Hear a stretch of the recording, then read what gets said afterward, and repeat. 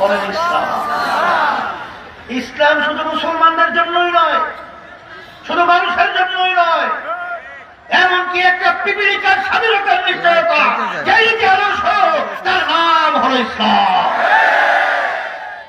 আমি ব্যাখ্যা দিয়ে বলতে চাই না, আমরা বহু নেতা দেখেছি, নীতি দেখেছি, কিন্তু বাস্তবে আমরা যা চাই তা পাই না। আর মায়ের কোল হারা করতে চান, যাদের মাধ্যমে আমরা দেশের ভিতরে অশান্তির আগুন ধাউধাউ করে জ্বালাতে চান, আমাদের দেশে টাকাগুলো বিদেশে পাচার করতে চান, যদি নাই চান, আমি আমার ভাইদেরকে বলবো, আমার ছেলেদেরকে বলবো, আমার যুবকদেরকে বলবো, আমার মুরব্বীদেরকে বলবো, আমার সাংবাদিক বন্ধুদেরকে বলবো, প্রশাসনের ভাইদেরকে বলবো, মা বোনদেরকে বলবো, বারবার 54 বছর পর্যন্ত আমরা বারবার ভোট দিয়েছি, কিন্তু আমাদের মায়ের কোন সন্তান হারা হয়েছে। চাঁদাবাজির কারণে ব্যবসা করতে পারে না, টাকা বিদেশে পাচার হয়, আর এদেরকে আমরা ক্ষমতা দেখতে চাই না, ইসলামকে ক্ষমতায় নেবো।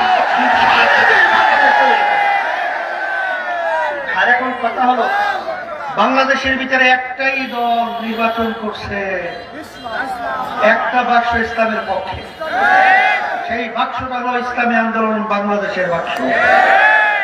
তার সেই মার্কা হলো হাত পাখা। মাদারীপুরের মাটি ইসলামের ঘাঁটি। আমি মাদারীপুর বারবার আসছি, আমি আসার পর যা দেখেছি, মাদারীপুরের মানুষগুলো ইসলামের প্রতি, দ্বীনের প্রতি, ধর্মের প্রতি তাদের যে আগ্রহ, আন্তরিকতা অন্য অন্য জেলায় কিন্তু কম বেঁধে।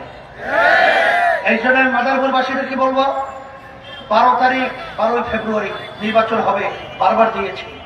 আমরা যদি ইসলামী নীতি আদর্শের সাথে জড়ায় থাকতে পারি, আমি আপনাদেরকে পরিষ্কারভাবে বলছি, দুনিয়াতে শান্তি পাবো, আখিরাতে মুক্তি পাবো। আর অন্যান্য আলোচনা বেশি নাই করলাম, এর জন্য আমাদের যেহেতু সময় হয়ে গেছে, আমি হাত পাখা প্রতি আমি মাওলানা আলী আহমদের হাতে উঠিয়ে দিয়ে আপনাদের কাছে আমানত হিসাবে রেখে গেলাম। আল্লাহ রাব্বুল আলামিন যেন তাকে বিজয় দান করেন। এরপর আমাদের আব্দুল আজিজ মাদারীপুর 3 আসনে, এ কিন্তু ছাত্র নেতা, ভালো ছেলে, তার হাতে আমি উঠিয়ে দিয়ে গেলাম। আল্লাহ যেন তাকে হাত পাখা প্রতীকে 12 তারিখ ফেব্রুয়ারিতে আল্লাহ নির্বাচনের জন্য বিজয় দান করে।